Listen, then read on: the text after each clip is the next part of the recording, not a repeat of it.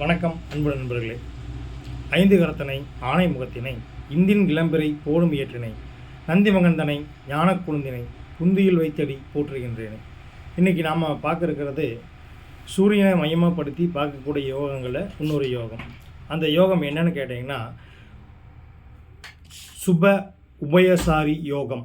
இந்த சுப உபயசாரி யோகம் அப்படிங்கிறது எப்படி செயல்படும் அப்படிங்கிறத பார்த்துக்கிட்டிங்கன்னா, சூரியனுக்கு இருபுறமும் சூரியனின் மத்தியத்தில் வச்சு இரண்டு கட்டங்களிலும் இரண்டு ராசிகளிலும் ஏதாவது ஒரு கிரகம் இருப்பதும் பொழுது ஏற்படக்கூடிய யோகமே இந்த உபயசாரி யோகம். இந்த உபயசாரி யோகம் அப்படிங்கிறதுல என்ன பெனிஃபிட் அப்படிங்கிறத கேட்டிங்கன்னா, உங்களுக்கு பண வருவாய் எந்த நேரத்தையும் தடப்படாமல் வந்துகிட்டே இருக்கும். அது ஒரு மிகச்சிறப்பான செயல்பாடு.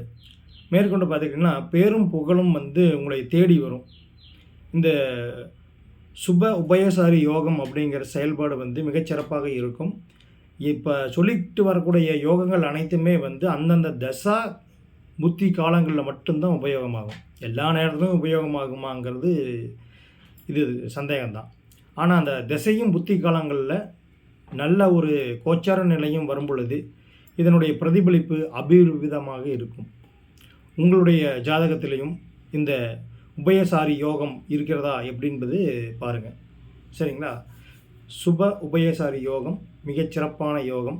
சூரியனை என்றென்றும் நம்ம காலையில் எந்திரிச்சதையும் பார்க்கக்கூடிய சூரியன், அவரை மையப்படுத்தி இருக்கக்கூடிய யோகங்களை இது மிகச்சிறப்பான யோகம்.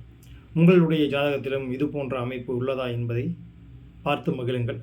நன்றி, வணக்கம்.